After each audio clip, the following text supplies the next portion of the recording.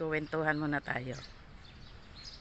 Nung una, ang isip ko itong Vietnam na ito, para lang din Pilipinas na kuwan. Pero hindi, napakaganda pala dito. Lalo na doon sa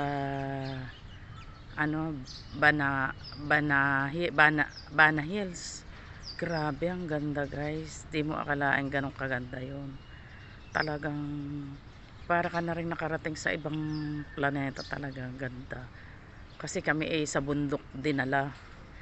Doon kami sakay sa parang anong tawag doon? Nalimutan ko yung tawag na yun. Ay, ang sarap. Doon kami sumakay. Dinala kami doon sa bundok. Ay, tapos yung bayan nila napakaganda. Lahat ng mga ano dito, hindi ko akalain na ganito kaganda ito. Alam ko na ang Vietnam ay para ko sa atin parang ika nga sabihin na natin parang Pilipinas lang, pero sa isang katulad ko na ganito, na mahirap, lumaki sa hirap, pero para sa akin napakalaking ano na itong Vietnam.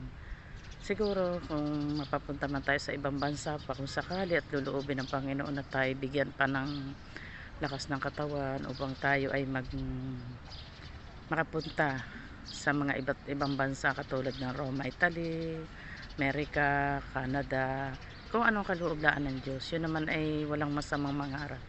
Libre naman yung guys. Pero sa unang punta ko pa lang, dahil ako'y sanay sa hirap na hindi ko inisip na ako ay makarating dito sa Vietnam, ay talagang parang napakalaking biyaya na sa akin ng Diyos ito. Kaya ako'y nagpapasalamat sa Panginoon, napakabuti niya.